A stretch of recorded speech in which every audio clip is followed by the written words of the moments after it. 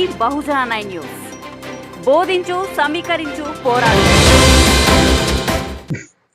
స్థానిక బ్రాహ్మణులు ఎవరు, విదేశీ బ్రాహ్మణులు ఎవరు? అదేంటిదన్నా, మళ్ళీ బ్రాహ్మణుల్లో స్థానిక బ్రాహ్మణులు విదేశీ బ్రాహ్మణులు అనే మాట ఎందుకు ఉంటుంది అంటే, ఒరిజినల్ చెప్పాలంటే మాంసాహార బ్రాహ్మణులు, శాకాహార బ్రాహ్మణులు. మాంసాహార బ్రాహ్మణులు, శాకాహార బ్రాహ్మణులు అంటే మాంసాహార బ్రాహ్మణులు వచ్చేసి స్థానిక బ్రాహ్మణులు, శాకాహార బ్రాహ్మణులు కూడా వాళ్ళు కూడా మాంసాహారులే కానీ వాళ్ళు శాకాహారులుగా మారారు. ఏంటిది ఈ కథ కమిషన్? ఇంతకు ఈ దేశంలో మొదటి నుంచి ఉన్న బ్రాహ్మణులు ఎవరు అనే విషయం ఈరోజు మనకు టాపిక్లకు తీసుకొస్తాను. ఇప్పుడు మనకు ఈ ఒక ఉదాహరణ చెప్పి మీకు సబ్జెక్ట్లోకి వెళ్తాను, అప్పుడే మనకు బల్బ్ వెళ్తుంది. మామూలుగా చెప్తే అర్థం కాదు. ఒక ఉదాహరణకు మనకు ఈ ఫిరోజ్ షా కోట్ల మైదానంలో ఒక అశోకుడి పిల్లర్ ఒకటి ఉంది. అశోక పిల్లరు ఒకటి ఉంది. ఆ పిల్లర్ గురించి మనము మాట్లాడుకోవాలి. ఆ పిల్లర్ని వాస్తవం చెప్పాలంటే ఒక మొఘల్ చక్రవర్తి అది ఎక్కడో ప్రాంతంలో, ఎక్కడో మన సారనాథ్ లేకపోతే వేరే ప్రాంతాల నుంచి దాదాపు 40 చక్రాల బండి, అది కూడా రాశారు దాంట్లో, 40 చక్రాల బండితో 200 మందితో దాన్ని ఆ పిల్లర్ని తీసుకొచ్చి ఆ యొక్క ముస్లిం రాజు, నేను పేర్లో అన్ని ప్రస్తుతం ఒక టాపిక్ చెప్తా మీకు, ఆ యొక్క పిల్లర్ని మోసుకొచ్చి ఆయన తన ఫిరోజ్ షా కోట్ల మైదానంలో దాన్ని నిలబెట్టి అది ఏందో ఆయనకు విచిత్రంగా కనపడింది. దాని మీద ఏదో రాతలు కనపడ్డాయి, అవి కనపడ్డాయి. ఒకవేళ వచ్చిన తర్వాత ఇది దేనికి సంబంధించింది అని చెప్పేసి అక్కడున్న చుట్టుపక్కల ఉన్న బ్రాహ్మణ సంఘాలని, బ్రాహ్మణుల్ని పిలిపించాడు. ఎందుకంటే హిందూ అప్పుడున్న మతంకి పెద్దలు వీలే కాబట్టి పిలిపించి ఏంటిది ఇది స్తంభం పైన ఏదేదో రాశారంటే వాళ్ళు దానికి ఎవరు సమాధానం చెప్పలేదు. మాకు తెలియదు, మాకు అర్థం కాదని. బాగా గుర్తుపెట్టుకోండి, సబ్జెక్ట్ చాలా ఇంపార్టెంట్. ఆ స్తంభం పైన యొక్క ఆ లిపి, ఆ భాష వీళ్ళకి ఎవరికి అర్థం కాలేదు. అంటే ఎవరికి, ఈ దేశంలో మేము ఆది నుంచి ఉన్నాము, పూర్వీకుల్లో మాది లక్షల సంవత్సరాల చరిత్ర, మేము ఈ దేశంలో ఉన్న వేద గ్రంథాలన్నీ పటిష్టపడి రాసినాము అని చెప్పే మేధావులను పిలిపించారు. ఈ మేధావులు ఆ యొక్క స్తంభం పైన ఉన్న భాషని గుర్తించలేకపోయారు. అక్కడ ఆ రాజు ఏం చేశాడంటే, ఆయన ఎక్కువ దీన్ని సరే తెలియనప్పుడు ఎందుకులే అని చెప్పి పట్టించుకోలేదు. మళ్ళీ ఒక 50 సంవత్సరాల తర్వాత బాబరు, అక్బరు కూడా ఇదే ప్రయత్నం చేశారు. బాబర్లు వీళ్ళు కూడా చేస్తే వాళ్ళకు కూడా వీళ్ళ గురించి సమాధానం దొరకలేదు. అంటే అది ఏందో, ఆ భాష ఏంటిదో ఆ పిల్లర్ మీద ఏముందో తెలియదు మాకు అని చెప్పుకుంటూ వచ్చారు. మళ్ళీ కొన్నాళ్ళకి వీళ్ళ మొఘల్ చక్రవర్తుల కాలం అయిపోయిన తర్వాత బ్రిటిష్ వాళ్ళు వచ్చారు. బ్రిటిష్ వాళ్ళు వచ్చిన తర్వాత బ్రిటిష్ ఫస్ట్ అధికారి వచ్చేసి అలెగ్జాండర్ కన్నింగ్హామ్ అనుకుంటా, తర్వాత ఇంకెవరో. కానీ మొత్తానికి నేను పేర్లు ప్రస్తావించి మళ్ళీ నేను కన్ఫ్యూజ్లోకి తీసుకెళ్ళాను మిమ్మల్ని, కంటెంట్ మాత్రం చెప్తా. అతను పిలిపించి ఇంకొకతను బ్రిటిష్ అధికారి పిలిపిస్తే వీళ్ళు ఇది ఏందబ్బా అని అంటే తరతరాలుగా వస్తున్నప్పటికి కూడా, అంటే మొఘల్ చక్రవర్తుల కాలంలో సమాధానం దొరకలేదు. ఆ పిల్లర్ పైన ఏముంది అనే విషయాన్ని తర్వాత వచ్చిన బ్రిటిష్ కాలంలో ఫస్ట్ అధికారికి వీళ్ళు ఏం చెప్పారంటే, ఒక అతను ఒక అత్యుత్సాహంతో దానిపైన అది ఏముందో, ఆ స్తంభం ఏందో నాకు తెలుసు అని చెప్పాడు. ఏంటిది అంటే అది భీముని యొక్క గద అని చెప్పాడు. అది భీముని యొక్క గద ఇరిగిపోయింది పైన, అది గద. అప్పట్లో భీముడు అంత పెద్ద ఉండేవాడు. ఆ విధంగా ఆ యుద్ధాలు కూడా జరిగాయి. అంటే ఆ యొక్క ఆఫీసర్ దాన్ని ఏమో ఉండొచ్చులేమో, ఎందుకంటే వీళ్ళందరూ కొంచెం బిలీవర్స్ కదా, క్రైస్తవులు కావచ్చు, ముస్లిం కావచ్చు, హిందువులు అంతా మహిమల్లో మాయలు నమ్మేవాళ్ళు కాబట్టి ఉండొచ్చులే అనుకుని ఆయన. తర్వాత మళ్ళీ ఇంకొక అధికారి, బ్రిటిష్ అధికారి, ఆయన కొంచెం హేతుబద్ధంగా ఆలోచించే అధికారిగా ఉన్నాడు. ఆయన్నే పురావస్తు శాఖను స్థాపించింది. అయితే ఆయన ఏం చేశాడంటే, ఇది ఏంటిది అంటే ఎవరు చెప్పడంలే, అది గద అంటాడు, ఒకడు ఆంజనేయ గద అంటాడు, భీముని గద అంటాడు, ఎన్నో రకరకాలుగా చెప్తారు. కానీ దాని గురించి, ఆ భాష గురించి ఎవరు చెప్పకపోతే ఒక బౌద్ధ భిక్షు సలహా ఇస్తాడు. సార్ ఇది మీరు శ్రీలంకకు వెళ్ళి శ్రీలంకలో ఉన్న బౌద్ధ భిక్షువులు ఎవరైనా చెప్తే వాళ్ళకైతే ఈ భాష తెలుసు, దాని గురించి వివరంగా చెప్తారు అని చెప్తే ఇతను ఆఫీసరు, బ్రిటిష్ ఒక ఆఫీసరు శ్రీలంకకు వెళ్ళి అక్కడ ఉన్న ఈ ఫోటోలు తీసుకెళ్లి, ఆ ఫోటో అంటే స్తంభం పైన ఉన్న ఫోటోని తీసుకొని, అప్పుడు కెమెరా ఉంది కదా, బ్రిటిష్ కాలం నాటికే ఉంది, దాన్ని తీసుకొని పోయి దాన్ని మళ్ళీ ఇంకోటి కార్బన్ కూడా తీసుకొని వెళ్ళి ఆ యొక్క బౌద్ధ భిక్షు శ్రీలంక భిక్షు దగ్గరకు పోతే అది అశోకుడు శాసనము మాగధీ భాషలో రాసిన శాసనం. అది దమ్మా లిపి మగధీ భాష. ఈ భాషలో రాసినారండి. ఇది బుద్ధుని యొక్క 10 శ్లోకాలు, అంటే బుద్ధుడు చెప్పిన 10 సుత్తలు నీతి వాక్యాలు ఉన్నాయి. అంటే అదే ఇంకా అష్టాంగ మార్గాలు కావచ్చు, ఇంకోటి నీతి వాక్యాలు, పంచశీల, ఏదైతేనేమి బుద్ధుడు చెప్పిన వాటలను నేను పాటిస్తున్నాను, ఈ దేశం సుభిక్షంగా ఉండాలి, రాజ్యం సుభిక్షంగా ఉండాలి అని చెప్పేసి అశోకుడు అక్కడ ఒక శాసనం రాయించాడు దానిపైన. అది కనుక్కున్న తర్వాత అప్పుడు ఆ అధికారికి డౌట్ వచ్చింది. అదేంటిది, ఈ దేశంలో ఆది నుంచి మేమే ఉన్నాము అని చెప్పిన ఈ వైదిక బ్రాహ్మణులు, అంటే వైదికం అనే తర్వాత పెట్టుకున్నారులేండి, ఈ బ్రాహ్మణులు మరి ఇక్కడికి వచ్చేసరికి అసలు ఈ దేశంలో ఉన్న భాష ఏంటి తెలియదు, ఆ స్తంభం పైన రాసిన భాష తెలియదు. అంటే అంతకు ముందు ఏదో చరిత్ర ఉంది, వీళ్ళు ఏదో దాస్తున్నారు అన్న విషయము గమనించిన అధికారి యొక్క శిల్పాలను కూడా దొరుకుతున్న శిల్పాలని ఇది అప్పటికప్పుడు పేర్లు, అంటే ఇప్పుడు వినాయక 1757లో దుర్గాదేవి పూజ పశ్చిమ బెంగాల్లో స్టార్ట్ చేశారు. అంటే ఆ విగ్రహము తారాదేవి విగ్రహం బయటకు పడితే అది మాదే మాదే మాదే అని చెప్పేసి అప్పటికప్పుడు హడావుడిగా ఆమెకు ఒక పూజ స్టార్ట్ చేశారు. వినాయకుని విగ్రహాలు బయటపడితే అంటే దాన్ని ఏమంటారు, గజరాజ అని జాతకథలు ఉన్నాయి, గజరాజ శిల్పము అంటారు, ఎలిఫెంట్ బుద్ధ అంటారు బయట దేశాలలో. ఆ గజరాజని శిల్పాలు బయటపడితే 1850లో వినాయక చవితిని పండగగా 10 రోజులు ఇంట్లో పెట్టుకొని తర్వాత నీళ్ళలో పాడేయాలనే కాన్సెప్ట్ వచ్చింది పండగ. చూడండి, అలాగే ఇక బ్రిటిష్ వాళ్ళు బలంగా అడుగుతుంటే ఏంటిది విగ్రహాలు ఇవేంటివి ఉన్నాయి, ప్రతి ద్వారం పైన 2 ఏనుగుల మధ్యన ఒక స్త్రీమూర్తి కూర్చున్న ఆమె గజలక్ష్మి మహాలక్ష్మి అంటే వీళ్ళు ఏం చేశారంటే ఈ బ్రిటిష్ వాళ్ళ తాకిడి తట్టలేక వీళ్ళు సొంతంగా వీళ్ళే పండుగలు తయారు చేసుకుని, అంటే దుర్గామాతది బ్రిటిష్ కాలంలోనే వచ్చింది, అలాగే వినాయక చవితి బ్రిటిష్ కాలంలోనే పుట్టింది, అలాగే శ్రీరామ నవమి అంటే మనకు స్వతంత్రం వచ్చిన తర్వాత వాళ్ళు ఇది ఆర్ఎస్ఎస్ ఆధ్వర్యంలో 1950లో జై శ్రీరామ్ అనే పదం పుట్టింది. అంటే ఇక్కడ చూడండి, మరి వీళ్లకు ఆది నుంచి మన దేశం పైన ఎలాంటి పట్టు ఉందని మనం అనుకోవాలి. మరి చరిత్ర ఏం చెప్తుంది, బుద్ధుడు బ్రాహ్మణ సిద్ధాంతాలని ఆనాటు ఉన్న వైదిక అంటే కాదు ఆనాటు ఉన్న యజ్ఞ యాగ హోమాలను వ్యతిరేకించాడనేది గ్రంథ ప్రతిష్ట చెప్తుంది, గ్రంథాలలో ప్రస్తావన వస్తుంది.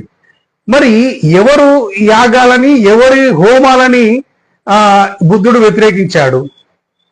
ఒకటి అశోకుడు, మనం చూస్తే అశోకుడు 14 శాసనాలు మనకి, ఇప్పుడు అశోకుడు 84,000 శాసనాలు రాస్తే ఈ ప్రభుత్వానికి అంత సీన్ లేదు, ఎవరు ఆ శాసనాలు డీకోడ్ చేయలేదు ఇప్పటి వరకు. మా కర్నూలులో ఇలా జొన్నగిరి దగ్గర 6 శాసనాలు ఉంటే 3 శాసనాలు ముఖ్య అది కూడా ఆస్ట్రేలియన్ వాళ్ళు వచ్చి ఆస్ట్రేలియన్స్ దాన్ని డీకోడ్ చేశారు. ఆ డీకోడ్ చేస్తే అక్కడ ఆ శాసనాల్లో ఏముందంటే ఆయుర్వేద మెడిసిన్ ఎలా తయారు చేసుకోవాలో ఉంది అక్కడ, దాంట్లో మెడిసిన్ ఎలా తయారు చేసుకోవాలో అక్కడ ఉంది జొన్నగిరి శాసనాలలో. అంటే ఇక్కడ మన దేశము అశోకు ఆ కాలం రాసిన శాసనాలన్నింటిలో మొత్తానికి 14 శాసనాలు మూలిగి 14 శాసనాలు అయితే బేటగా డీకోడ్ చేయగలిగారు. ఆ శాసనాలలో చెప్తున్న సారాంశం ఏముందంటే అశోకుడు కూడా పండగలకు పబ్బనాలకు సంబరాలకు మీరు జంతు బలులు చేస్తే శిక్షార్హులు అని చెప్పాడు. సో ఇక్కడ మరి బుద్ధుడు కావచ్చు, అశోకుడు కావచ్చు, ఆ బౌద్ధ అంతముందుకున్న రాజులు కావచ్చు, తర్వాత కాలంలో వచ్చిన రాజులు కావచ్చు, వీళ్ళందరూ ఏ విశ్వాసంతో కొనసాగారు? బౌద్ధం ఉంది, మరి బౌద్ధం ఉంటే అప్పటికున్న బౌద్ధ ఏతర విశ్వాసాలేంటి? బౌద్ధానికి కాకుండా విశ్వాసాలేంటిది? మరి వాళ్ళు ఎవరి ఆధ్వర్యంలో పూజలు పురస్కారాలు చేశారు? మళ్ళీ వాళ్ళు ఎవరు? నేనే అని వీళ్ళంటే, నేనే అన్నారు అనుకోండి, వీళ్ళు ఎవరు? వైదిక బ్రాహ్మణులు ఇప్పుడే ఏదైతే పీఠాలు పెట్టుకొని నడుపుతున్నారో, శంకరాచార్య పీఠాలు కావచ్చు, శారదా పీఠాలు కావచ్చు, మొత్తము 5,000 సంఘాలు ఉన్నాయి. ఈ 5,000 సంఘాలలో ప్రధానమైన సంఘాలు కొన్ని ఉన్నాయి. వీళ్ళు వాస్తవానికి చరిత్ర పట్ల మేము ముందు నుంచి ఉన్నామని చెప్పినప్పుడు బ్రిటిష్ వాడు చెప్పిన శాసనాలు ఇప్పటికి కూడా ఈ వైదికులకు గుళ్ళో పూజలు చేస్తుంటారు. గుళ్ళో పూజలు చేస్తూ టెంకాయలు కొట్టిస్తుంటే ఆ గుడి పక్కన ఆయన కూర్చున్న వెనకనే గోడకో శాసనం ఉంటుంది. అది తెలియదు ఆయనకి, తెలియదు. కూర్చున్న ఆయన ఆరతపడుతుంటాడు. గుడికి విగ్రహానికి విగ్రహం వెనక పైన దాని వెనక ఉన్న ఫ్రేమ్ కి సైడ్ కి అక్షరాలు పాలీలో ప్రాకృతంలోనో దమ్మలిపిలో ఉంటాయి. అవి తెలియదు. గోడల మీద ఉన్న శాసనాలు తెలియవు. మరి వీళ్ళెట్లా? ఇప్పుడు గోడల మీద ఉన్న శాసనాలు మీకు తెలియకపోయా, విగ్రహం పైన ఉన్న విగ్రహం పేరు తెలియకపోయా, బయట ఉన్న స్తంభాల పైన శాసనాలు, రకరకాలుగా స్తూపాల పైన ఉన్న శాసనాలన్నీ ఏమీ తెలియకపోతే మీరు ప్రాచీన ఈ దేశంలో ప్రాచీన ముందు ఉన్న వాళ్ళు ఎట్లయితారు? మీరు ప్రాచీనం నుంచి మొదటి నుంచి మీరు ఉండింటే మీకు చరిత్ర పట్ల అవగాహన ఉంటుంది, శాసనం పట్ల అవగాహన ఉంటుంది. ఎస్, ఇప్పుడు ఎవరో శ్రీలంక వాళ్ళు వచ్చి చెప్తే గానీ ఈ శాసనాలు డీకోడ్ కాలేదు, ఎవరో ఆస్ట్రేలియా వాళ్ళు వస్తే గానీ ఈ శాసనాలు డీకోడ్ కాలేదు. అలాగే బ్రిటిష్ వాళ్ళు బయట దేశాలు, బుద్ధ దేశాల దగ్గర పోయి శాసనాలని డీకోడ్ చేస్తే గాని మన దేశ చరిత్ర బయటికి పడలేదు. అంటే నేను ఆది నుంచి ఉన్నాను, ఆనాడు సింధు నాగరికత నుంచి మేము ఉన్నాము, మేమంతా ప్రాచీనమైనది మాది, ఈ దేశంలో రామాయణ మహాభారతాలు అన్ని జరిగాయని చెప్పిన వాళ్ళు ఈ భాష ఎందుకు చెప్పలేకపోతున్నారు? నీ గుళ్ళోనే మరి ఎక్కడో మాకు బౌద్ధానికి ఏం సంబంధం లేండి, బౌద్ధం గురించి మాకు తెలియదు, మేము పట్టించుకోమన్నారు అనుకో. నువ్వు చేసే గుడి తిరుపతి గుడిలో శాసనాలు నీకు తెలుసా? నువ్వు పూజించే శ్రీశైలం గుడిలో శాసనాలు మీరు తెలుసా? డీకోడ్ చేశారా? అసలు అష్టాదశ పీఠాలు, 18 పీఠాలు మహామాయ పేరు మీద నిర్మించిన మందిరాలలో ఉన్న శాసనాలు మీకు తెలుసా? మీరేం డీకోడ్ చేశారు? ఆ శాసనాలు మీరు బయట పెడితే ఎస్ ఇది మాది, అగో మేము రాసిన శాసనము, మా పూర్వీకులు మా గురువులు ఫలాని రాజుతోని ఫలాని మధుర మీనాక్షి అమ్మ పేరు మీద మా గురువులు తాతలు ఫలాని శాస్త్రి గారు ఆధ్వర్యంలో ఈ శాసనం రాయించారని చెప్పండి. అందరూ నోరు మూసుకొని కింద పైన మూసుకొని సైడ్ వెళ్ళిపోతారు. మీరు అష్టాదశ పీఠాలు అంటే 18 శక్తి పీఠాలు, జ్యోతిర్లింగాలు 12 జ్యోతిర్లింగాలు ఈరోజు నువ్వు పూజిస్తున్నావు, మావి అని చెప్తున్నావు. మావి అని చెప్తున్నప్పుడు నీకు దాంట్లో ఉన్న శాసనం నీకు తెలుసా? నీకు తెలియాలి కదా. నీదన్నప్పుడు నీకు తెలియకపోతే ఎట్లా? ఇక్కడ మనం ప్రశ్న మొదలవుతుంది. నువ్వు ఆ శాసనాలన్నీ వదిలేసి బయట ఒక స్థల పురాణ రేకు బోర్డు ఒకటి రాసి, ఆ రేకు బోర్డు మీద ఏం రాస్తుంటావు? ఆంజనేయ స్వామి ఏదో పని మీద పోతుంటాడు. మీరు బాగా చూడండి, ఇలా బోర్డుల మీద ఏముంటుంది తెలుసా? ప్రతి చోట ఆంజనేయుని వాడతారు. ఎందుకంటే ఆయన గాలి లేచిపోగలుగుతాడు అనేది వీళ్ళ పురాణ కథలు. ఆంజనేయుడు ఏదో పని మీద పోతుంటే ఈ ఋషులు కలిసి ఇక్కడ ఒక శివలింగం అనుకుంటారంట. అది ఎక్కడ నీకు చూస్తే యాడ టెంపుల్లో చాలా చోట కనపడుతుంది. అయ్యా ఆంజనేయుడు ఎక్కడ పోతున్నావు అంటే నేను కాశీకి పోతున్నా అని చెప్తారంట. మరి కాశీకి పోయేటప్పుడు అయ్యా ఒక స్ఫటిక లింగం పట్టురాయా అని చెప్తారంట. అయితే చెప్పినా సరే అని చెప్పి ఆయన పోతాడంట. పోయిన తర్వాత ఆయన రాడంట. అంటే మీరు చూడండి, ఇక్కడ చాలా మెజారిటీ కథ. అంటే వాళ్ళు ఏం చేశారంటే, ఇంత టెక్నాలజీ వస్తుంది, ఇంత సెల్ ఫోన్లు చేతిలోకి వస్తాయి, ప్రపంచం చేతిలోకి వస్తాయని వాళ్ళు ఊహించుకోలేదు. ఈ ఊరుకున్న స్టోరీ అవతల ఊరో చెప్పినా కూడా వాడికి తెలియదు. అంటే ఒక జిల్లా దాటి ఒక 100 పర్లాంగులు పోయి మళ్ళీ అదే స్టోరీ చెప్పాడు. చెప్తే ఆడికి ఏమైందంటే ఆడు వేది లేదు. ఇప్పుడు చూడండి, మీరు ఏ శివాలయం దగ్గర పోతే దక్షిణ కాశీ అంటారు. ఏది దక్షిణ కాశీ? అల్లంపూర్ జోగులాంబ దక్షిణ కాశీని, శ్రీశైలం కాశీ, అన్ని ఏవి టెంపుల్స్ శివలింగాలు ఉన్నాయండి కాశీ దక్షిణ కాశీలు. ఎన్ని దక్షిణ కాశీలు? అంటే అది వాళ్ళకి అక్కడ చెప్పేసేది, మీది కాశీ లాంటి మధురమైన, కాశీ లాంటి చరిత్ర గల మందిరం అంటే ఆ చుట్టుపక్కల ప్రాంతాలంతా పొంగి పొరులిపోయేవాళ్ళు, అంత పవిత్రమైంది కదా మాది అని. అలాగే చరిత్ర, ఆ ఆంజనేయ స్వామి లేట్ అయ్యేసరికి వీళ్ళు ఒక లింగం పెట్టుకుంటారట. చూడండి, అంటే అక్కడ ఏం చరిత్ర, ఆల్రెడీ ఉన్న చైత్య స్తూపం ఒకటి ఉంటది, తర్వాత రెండో స్తూపం వీళ్ళు పెట్టుకున్నట్టు, దానికి ఏం కథ అల్లుతారు, ఆంజనేయుడు పోయి తీసుకొచ్చే లోపల లేట్ అవుతుంది, అందుకే మేము ఒక లింగం పెట్టుకున్నాం. అప్పుడు ఆంజనేయ స్వామి ఏం చేస్తారంటే దానికి కోపం వచ్చి, నేను వచ్చేంత వరకు కూడా ఆగకపోయారా మీరు లింగం పెట్టుకుని, కాబట్టి నాకు కోపం వచ్చిందని చెప్పేసి ఆ నేలకి వేసుకుంటారు. అంటే పురాతనమైన శిల్పాలు, శివలింగాలు పగిలిపోయి ఉంటాయి, మ్యాక్సిమం మూలలు ఇరిగిపోయో. ఎక్కడైనా చూడండి, ఒక 90% దాడుల మీద, రాజులు దండయాత్రల మీద, ఎందుకంటే ఆ కాలంలో అంతా దండయాత్రలే కాబట్టి మ్యాక్సిమం ధ్వంసానికి గురై ఉంటాయి, ఎక్కడో పక్క ముక్కలు ఇరిగిపోయి ఉంటాయి. ఆ మురిగిపోయిన దాన్ని ఆంజనేయుడు కోపం వచ్చి కింద వాడేస్తే అది ముక్క ఇరిగింది అంట. అది స్టోరీ. వీళ్ళు పెట్టుకునేది, మేము ఋషులు పెట్టుకున్న శిల్పం, అంటే వీళ్ళు పెట్టుకున్న లింగం ఇది. అది చైత్యస్తూపం. చైత్యస్తూపానికి ఆంజనేయుడికి లింక్ పెడతారు. ఆ స్టోరీ బోర్డు మీద రాసిద్దాం. బోర్డు మీద రాసిన స్టోరీ లోపలనే ఉండాలి కదా, మరి గోడల మీద ఉండాలి కదా. వాళ్లకు తెలియదు, వాళ్ళు ఆ గుడిని ఆక్రమించుకున్నారని చెప్పడానికి ఇది ఒక ఉదాహరణ. అలాగే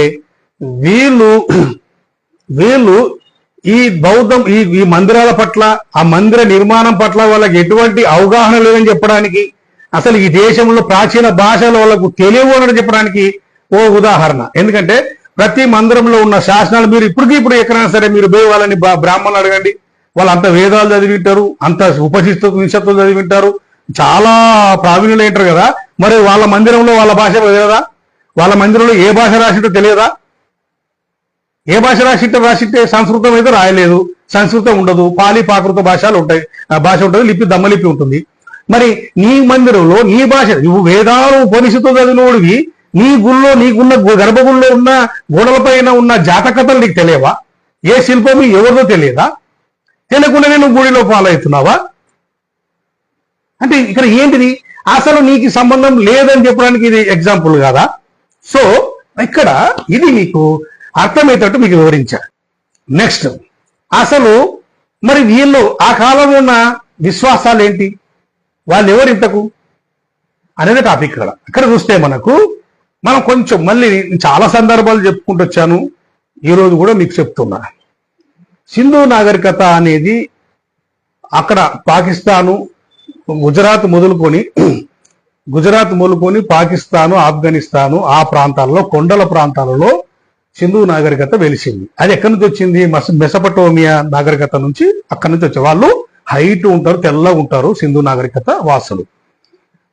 అయితే ఇక్కడికి మన కింద భూభాగంలో ఆల్రెడీ ఇక్కడ ఒక 30 తెగలు ఉన్నాయి. 2300 సంవత్సరాల క్రితం మాట, అంటే ఒక చారిత్రక ఆధారం చెప్తున్నా, అంటే ఊరికేదో చెప్పడం కాదు. 2300 సంవత్సరాల క్రితము, సాధారణ శాఖ పూర్వం 2310 నాటికి, అంటే 2300 సంవత్సరాల క్రితం చంద్రగుప్త మౌర్య, చంద్రగుప్త కాదు, చంద్రగుప్త మౌర్య, సరే మన సంస్కృత పదం చంద్రగుప్త మౌర్య. చంద్రగుప్తుని ఆస్థాన గ్రీకు రాయబారి మొగస్తనీస్ ఆంధ్రులు 30 జాతులుగా ఉన్నారు.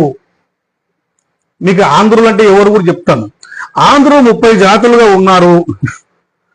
శత్రు దుర్భేద్రమైన, అంటే శత్రువుని కూడా ఎదుర్కొని ఢీకున్న శక్తి 30 కోటలు, లక్షల సంఖ్యలో సైనిక బలగం ఉందని రాశాడు. ఎవరు? మొగస్తనీస్ గ్రంథం మనకి చారిత్రక ఆధారం. అయితే ఆ రాజ్యాల పేర్లు కూడా మీకు చెప్తాను.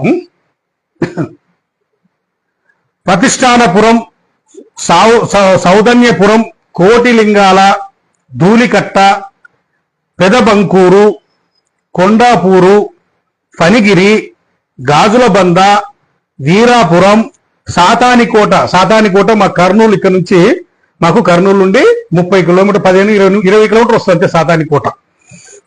బట్టిప్రోలు, ధ్యానకటకము, చందవరము, శాలిపురం అంటే వడ్డమాన్ అంటారు దాన్ని, నేలకొండపల్లి, డోర్నకల్లు, మదిర, చింతకాని, బల్లారి, చేబ్రోలు, వరసాల, విజయపురి, వేంగిపురం అంటే పెదవేగి, ఇవన్నీ ప్రాచీన నగరాలు బయటపడ్డాయంట.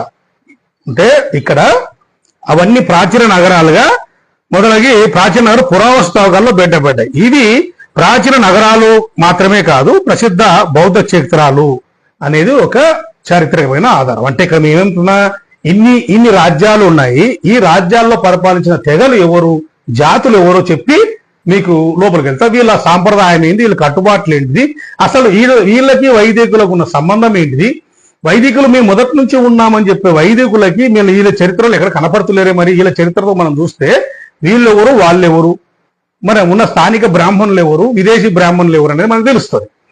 ఇక్కడ మనకు ఈ జాతుల పేరు చెప్తాం. అస్సకులు అంటే అశ్వీకులు, వాళ్ళు ఇప్పుడు ప్రజెంట్ ఉన్న నిజామాబాద్ ఏరియాలో జాతులు, వాళ్ళు ఒక రాజ్యాన్ని అంటే అస్మక జనపదాన్ని పరిపాలించేవాళ్ళు అస్సకులు. అశ్వీకులు అంటారు, అస్మక జనపదం. రెండోది నాగులు. నాగులు ఎక్కడికి వస్తారు, ధ్యాన కటకం అంటే అమరావతి, నాగజాతి ధ్యాన కటకం అమరావతిలో పరిపాలించేవాళ్ళు. తర్వాత యక్షులు. యక్షులు బట్టిబ్రోలు, ఎక్కడ గుంటూరు జిల్లా బట్టిబ్రోలులో యక్షులుగా జాతులు పరిపాలన చేసేవాళ్ళు. తర్వాత శబికులు. శబికులు అంటే ఇప్పుడున్న ప్రజెంట్ కరీంనగర్, కరీంనగర్ లో శబికులు అనే జాతి ఉండేదంట 2300 సంవత్సరాల క్రితం. తర్వాత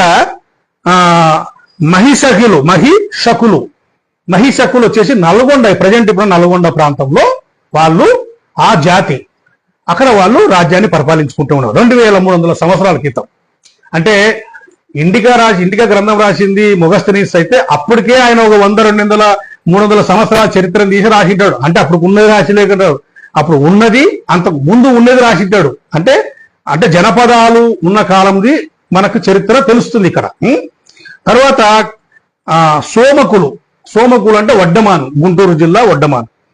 తర్వాత కాళింగులు గోదావరి తీరం, అలాగే ఆంధ్రులు గోదావరి తీరం. ఈ జాతులు కాక ఇంకా ఎన్ని జాతులు ఉన్నాయి, ములక, పులింద, సురసేన, శబర, మూతిబ, చేర, మ్లేచ్ఛ, ద్రావిడ, దరదులు, పారదులు, పల్లవులు కాదు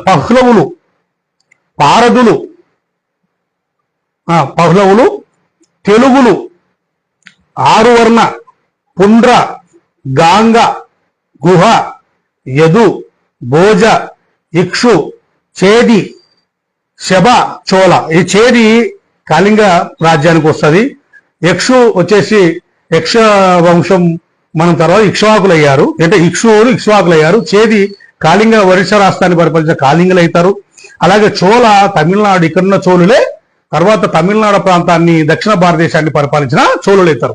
అంటే వీళ్ళందరూ ఈ వంశాలన్నీ ఇక్కడ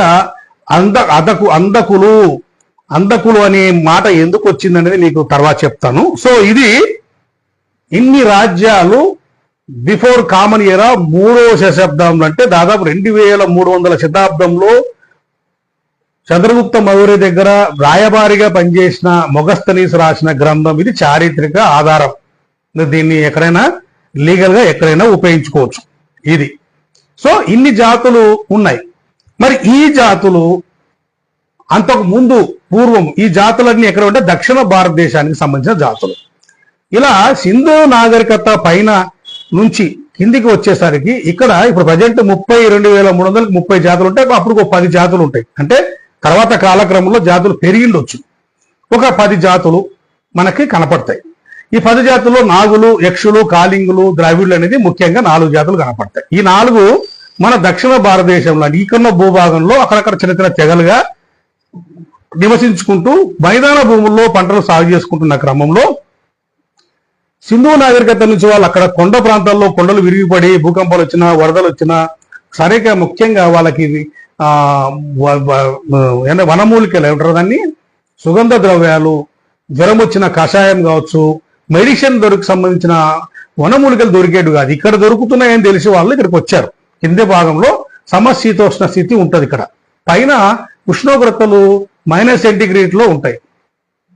కాబట్టి అక్కడ వాళ్ళు ఏం చేశారంటే ఉన్నప్పటికీ అంటే ఎంత నిర్మాణాలు చేసుకున్నప్పుడు మెహంజదారో తర్వాత పాక్షిన్, తక్షశిల ఆ ప్రాంతాల్లో చూస్తే అక్కడ వాళ్ళకి సరైన వాళ్ళకి వసతులు లేక కిందికి మైదాన భూములేకి వచ్చారు. వచ్చే కాలానికి ఇక్కడ ద్రావిడ నాగరికత, నాగులు, యక్షులు, కాళింగులు, ద్రావిడులు ఇంకా చాలా కొన్ని ఉంటాయి. 30 జాతుల్లో 10 ఉంటాయి. అంటే ఫస్ట్ నుంచి చూసుకుంటే ఈ 10 జాతులు మమేకం కావడానికి చాలా టైం పట్టింది. అంటే వాళ్ళు తెల్లగా ఉన్నారు, వీళ్ళు నల్లగా బాణపొట్టలు వేసుకొని అంత సింపురు జుట్లు వేసుకొని గడ్డాలు పెంచుకొని రకరకాలుగా వాళ్ళు అందహీనంగా ఉండేవాళ్ళు. ఈ అందహీనంగా చూసి వాళ్ళు కూడా ఒకప్పుడు చెప్పాలంటే వీళ్ళని అసహించుకునేవాళ్ళు. వాళ్ళని సింధు నాగరికత వాళ్ళని ఆర్య అయ్యా అని పిలిచేవాళ్ళు. ఆర్య అనే పదము, ఆర్యులు అంటే ఎవరు, బాగా మీకు చరిత్ర చాలా ఇంపార్టెంట్. నా పుస్తకము బయటకు వస్తే చాలా ప్రభంజనమే ఉంటుంది తెలుగు రాష్ట్రాల్లో. అయితే ఈ పైనుంచి వచ్చిన సింధు ప్రజలు ఇక్కడున్న కింద ఉన్న దక్షిణ ప్రాంతంలో ఉన్న ఈ తెగలు రెండు మెర్జుకోవడానికి చాలా టైం పట్టింది.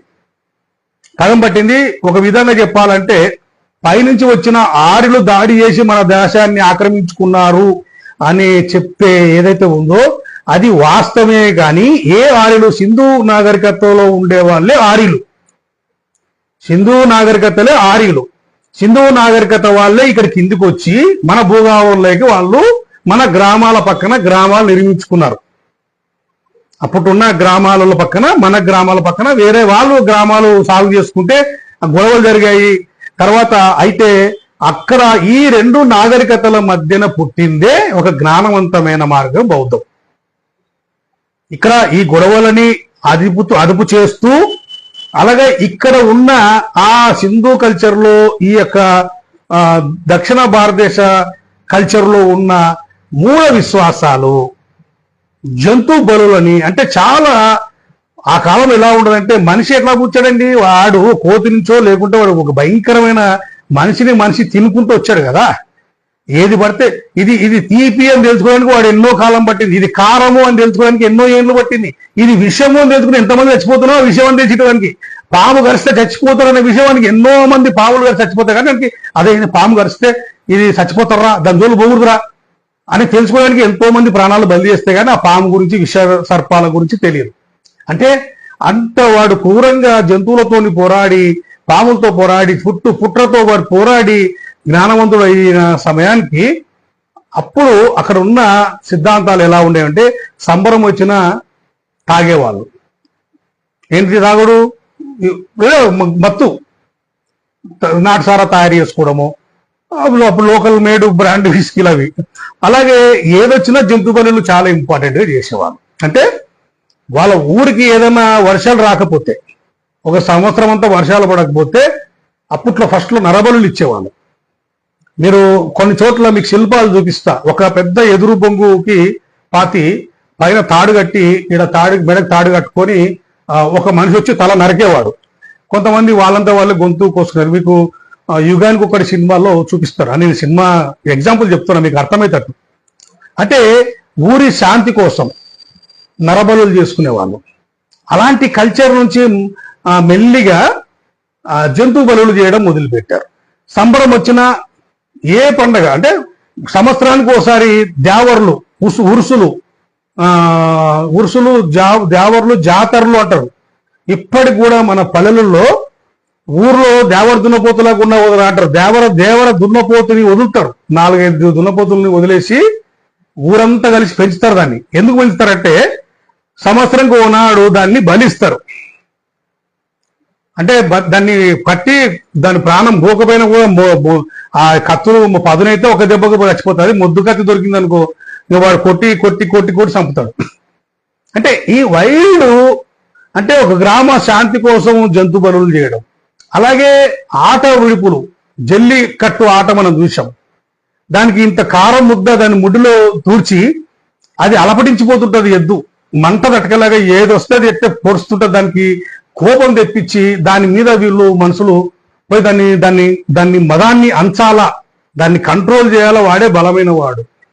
అది ఒక ఆటలు పెడితే ఆ ఆటల్లో పోయి చాలా మంది ప్రాణాలు వెళ్ళిపోతే అవి కూడా ఆ ఎద్దులను కూడా ఓడించిన ఎద్దుల్ని చంపి ఊరంతా వాడంతా కుప్పలేసుకొని తినేవాళ్ళు. ఈ యొక్క అటవిక కల్చర్. అలాగే విలువిద్యలు నేర్చుకోవడానికి రాజులు కానీ వీళ్ళందరూ ఏం చేస్తారంటే ఇప్పుడు మన బాహుబలి సినిమాలో అనుష్క, ప్రభాస్ అంటే అడవి పందుల్ని వేటాడతారు చూడండి.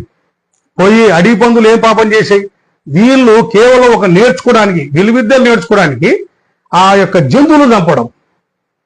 అంటే ఇవన్నీ అంటే ఒక ఎగ్జాంపుల్ చెప్తున్నా. ఇవన్నిటిని అప్పుడు ఉన్న ఒక జ్ఞాన మార్గము వీళ్ళని వ్యతిరేకిస్తూ వచ్చింది. అంటే ఇది తప్పు అని చెప్పుకుంటూ వచ్చింది. దాన్నే బుద్ధి, బుద్ధ, బౌద్ధం అన్నారు, బూడో అన్నారు. అంటే నీకు బుద్ధి ఉందారా అంట ఏదైనా మాట్లాడితే. అంటే బుద్ధి అంటే ఏంది? జ్ఞానం, జ్ఞానవంతమైన మార్గము. దాంట్లో ఏముందంటే విద్య, వైద్యం, ఆహారమే. అదే బౌద్ధంలో ఇంకేం లేదు. విద్య, వైద్యం, ఆహారం అనే కాన్సెప్ట్ మీద చాలా మంది గురువులు ఆ కాలంలో ఈ మొరటు విధవులకు, మన పూర్వీకుల విధవులు అని చెప్పుకోవాలి, ఇంకా ఈ మొరటు వాళ్ళని కంట్రోల్ చేసుకుంటే వాళ్ళని కంట్రోల్ చేస్తూ వాళ్ళకు విద్యని అంటే జ్ఞానాన్ని నేర్పిస్తూ ఆ కాలానికి ఉన్న జ్ఞానం అంటే ఎలాంటి అగ్రికల్చర్ ఎలా చేసుకోవాలి, పంటలు ఎలా పండించుకోవాలి, అలాగే మనం ఎలాంటి ఆహారాన్ని తినాలి అని అంటే జ్ఞానవంతమైన సబ్జెక్టులు చెప్తూ ప్రజల పట్ల ఎలా ఉండాలి, ఏ విధంగా మసులుకోవాలి సమాజం పట్ల అని జ్ఞానం చెప్తూ, అలాగే వైద్యం అంటే పాము కరిస్తే ఎలాంటి మెడిసిన్ వాడాలి, ఒకవేళ కండ ఊడిపోతే దాన్ని అతికించే విధానం ఏంటిది, అలాగే బోన్ ఇరిగిపోతే బోన్ ఎలా అతికించాలి, ఇలాంటి ఆయుర్వేద మనం చూస్తే ఇప్పటికి కూడా ఆరామాలలో మీరు ఎప్పుడైనా గుర్తుపెట్టుకోండి, ఆరామాల గర్భగుడి ఇట్లా సెంటర్ ఉంటే చుట్టూ ఇది ఉంటది, ఏముంటాయి అందరు మొత్తం ప్రహారీ గోడ టైపు, దాన్ని ఏమంటారు అంటే వరండా టైపులు ఉంటాయి, అంత గదులు ఉంటాయి.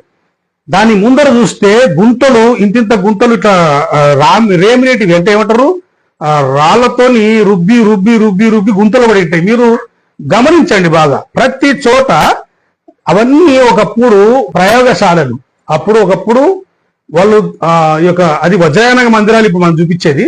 చాలా ఆరామాల్లో కూడా పోతే మనము పుష్పగిరి, లలితగిరి, ఉదయగిరి, తర్వాత రత్నగిరి, లలితగిరి, పుష్పగిరి, ఈ ఒడిశాలో యూనివర్సిటీలో పోతే ఒక్కొక్క యూనివర్సిటీ ఒక మెడిసిన్ తయారు చేయడానికి ఉంది. ఇప్పుడు సన్నతి మనం కర్ణాటక పోతే, సో ఇలాంటి కార్యక్రమాలు అంటే మెడిసిన్ తయారు చేసే కోర్సులు అప్పటికే వీళ్ళు స్టార్ట్ చేశారు. అంటే ఎలాంటి అలా ప్రజల్ని జ్ఞానవంతం చేసుకుంటూ వస్తున్న క్రమంలో స్థానిక విశ్వాసాల మీద బతికే జాతులు అంటే ఈ దేవర్ల మీద, ఈ ఉరుసుల మీద, ఈ సంబరాలు చేసే పండగల మీద, అలాగే ముఖ్యంగా అప్పటికే గ్రామ దేవతల కల్చర్ అంటే అమ్మ తల్లుల కల్చర్ ఉంది. అంటే ఫస్ట్ బౌద్ధం కన్నా అమ్మ తల్లుల కల్చరు ముందు నుంచి ఉంది. బౌద్ధం తర్వాత వచ్చిన జ్ఞాన మార్గం. మొదటి నుంచి అంటే ప్రకృతి ఆరాధకులు, సూర్య చంద్రుడు కనిపిస్తున్నారు, వెలుతురిస్తున్నాడు, చంద్రుడు రాత్రి వెలుతురిస్తున్నాడు. తర్వాత నీళ్లు తాగడానికి మనకు ఉపయోగపడుతుంది గంగా, అంటే నీటిని దేవునికి పోల్చారు. అలాగే గాలి, ఏదో గాలి వస్తుంది, చల్ల గాలి అవుతుంది, గాలి కూడా మనం బతుకు ముక్కు మూసుకుంటే 10 నిమిషాలు చచ్చిపోతాం రా అంటే గాలి కూడా దేవుడితో పోల్చుకున్నారు. అలాగే ప్రకృతి అంటే పళ్ళు పలహారాలు ఇస్తున్నాయి, మనకి సంపద ఇస్తున్నాయి. అంటే అలాగే జంతువులను కూడా ఆరాధించారు. మనం చూస్తే చాలా పాత శిల్పాల్లో చూస్తే, రాతి యుగం శిల్పాలు చూస్తే జంతువులు, వాళ్ళు తినే జంతువుల్ని వాళ్ళు పెట్టుకునే వాళ్ళు, కాపలా కాసి జంతువులని పెట్టుకునే వాళ్ళు. అట్లా వాళ్ళు ప్రకృతి ఆరాధకులుగా ఉంటూ అమ్మ తల్లుల కల్చర్ అంటే వాళ్ళు తల్లులను ఆరాధించేవాళ్ళు. ఎందుకు ఆరాధించేవాళ్ళు అంటే తల్లి మాత్రమే, తల్లి గర్భం నుంచే బయటికి పిండం వస్తుంది, పిల్లగాడు పుడుతున్నాడు, 9 నెలలు మోస్తుంది, పురుటి నొప్పులు పడుతుంది, ఎంతో భయప్రాసాలు పడి ఒక జన్మనిస్తుంది. అంటే మగవాడు కలిస్తేనే పిల్లలు పుడతారనే కాన్సెప్ట్ కన్నా ఆడ మనిషి ద్వారానే సంతానం కలుగుతుంది అని చెప్పేసి వాళ్ళు అమ్మ తల్లుల కల్చర్. అమ్మ తల్లులు అంటే ఏంది? అమ్మకు అమ్మ, అమ్మ అమ్మ అమ్మ అమ్మ తల్లులు, అమ్మకి అమ్మమ్మలు, అమ్మ తల్లుల కల్చరు. అదే ఆ గ్రామంలో పెద్దగా రాజు పరిపాలిస్తే రాజు భార్యని దేవీ దేవతలుగా చేసేవాళ్ళు. ఈ కల్చర్ ఉంది. ఈ కల్చర్లో వాళ్ళు గ్రామానికి శాంతి కోసము అన్నిట్లో ప్రతి దాంట్లో నాన్ వెజ్, ప్రతి దాంట్లో మాంసాహారాన్ని ముడిపెట్టుకొని యొక్క దానికోసం కొన్ని జాతులు బతుకుతున్నాయి. సో ఇక్కడ ఈ జాతులు ఏవైతే ఉన్నాయో స్థానిక విశ్వాసకులు, స్థానిక పూజలు చేసే దాసరులు కావచ్చు, బ్యాగర్లు, ఇప్పుడు మనకు చనిపోయిన శవాల దగ్గర పూజలు చేస్తుంటారు. అంటే గ్రామ దేవతలకి పూజలు చేస్తుంటారు. ఇప్పటికి కూడా వెలువేయబడ్డ అంటరాని దేవుళ్ళు అయినప్పటికీ కూడా పూజలు చేస్తుంటారు. అప్పుడు వాళ్ళు చాలా హోదాలో ఉండేవాళ్ళు. ఎంత హోదా అంటే రాజులు కూడా వాళ్ళకి రెడ్ కార్పెట్ పరిచేవాళ్ళు. అంటే ఈ స్థానిక విశ్వాస బ్రాహ్మణులకు, నల్ల బ్రాహ్మణులు వీళ్ళు. ఈ బ్రాహ్మణ వ్యవస్థ బౌద్ధం పైన ఒక నెగిటివిటీ పెట్టుకొని వచ్చింది. అరేనేమో మా కడుపు కొడతారేంది మీరు, నువ్వు జ్ఞానవంతంగా బళ్ళు కట్టించు, చదువు చెప్పడానికి ఆరామాలు కట్టించు, ఆరోగ్యానికి విద్య వైద్యం నేర్పించు, కానీ అటు తిరిగి మా దగ్గరికి వస్తావు ఏంటిది అనేది ఆది నుంచి ఒక బౌద్ధ జ్ఞాన మార్గానికి అజ్ఞాన మార్గానికి ఒక ఒక ఒక పోటీ జరుగుతూ వస్తుంది. ఇది ఎంత దూరం వచ్చిందంటే 28వ బుద్ధుడు వరకు ఏమి లేదు. 28వ బుద్ధుడు తథాగత బుద్ధుడు వరకు అక్కడ ఉన్న ఈ 27 మంది బుద్ధులు వారి యొక్క మఠాలలో, వారి యొక్క సామ్రాజ్యాలలో వాళ్ళు పనిచేసుకుంటూ వచ్చారు. తథాగత బుద్ధుడు ఒక పోరాటం మొదలు పెట్టాడు. మామూలుగా మనం చూస్తే 28 మంది బుద్ధులు, నేను 25వ బుద్ధుని దగ్గరికి వెళ్ళా, 26వ బుద్ధుడు సమాధి దగ్గరికి వెళ్ళా, 27 కసప బుద్ధుడు శ్రావస్తులు ఆయన దగ్గర ఆ సమాధి దగ్గరికి వెళ్ళా.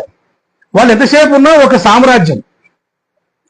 కొనగామన బుద్ధుంది కూడా కపిలవస్తు తర్వాత పెద్ద రాజ్యం వస్తుంది. అంటే ఆ సామ్రాజ్యం అంటే వాళ్ళు ఎక్కడ పోలేదు, అక్కడే ప్రజలు వాళ్ళ దగ్గరికి వచ్చేవాళ్ళు.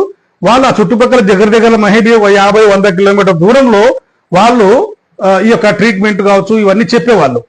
అయితే ఇక్కడ తథాగత బుద్ధుడికి ఏది డిఫరెంట్ అంటే రాజ్యాన్ని వదిలి దాదాపు 15,000 కిలోమీటర్లు ప్రయాణం చేశాడు. ఎక్కడి నుంచి ఎక్కడికి మీరు చూస్తే బీహార్, ఉత్తరప్రదేశ్ అండ్ అటు పైకి నేపాల్, మొత్తం 4 రాష్ట్రాలు కనపడతాయి. ఆయన నా దగ్గర మ్యాప్ ఉంది, ఎప్పుడన్నా అడిగితే దాంట్లో చూపిస్తానండి.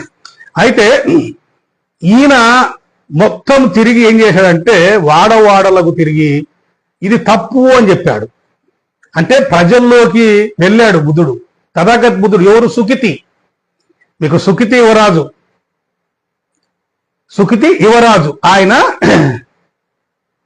ఆయన ఏం చేశాడంటే సుఖితి యువరాజు తన ఈ దేశాన్ని మార్పు చెందాలి అని చెప్పేసి ఆయన బౌద్ధ మార్గం తీసుకొని గ్రామాలకు వెళ్ళి ఇక చెప్తూ వెళ్తూ వచ్చాడు. అంటే ఇక్కడ ఏం జరిగిందంటే జ్ఞానవంతమైన మార్గాన్ని చెప్పడం వల్ల ఆయన తీసిన కమిట్మెంట్ కి రాజ్యాలే ఒకసారిగా ఉలిక్కిపడి ఆయన ఇంట రాజులే పరిగెత్తారు. ఆయనని చాలా గొప్పవాడిగా చూశారు. ఆయన చెప్పిన సుత్తలు చాలా, అవే సుత్తలని త్రిపిటకాల్లో రాశారు.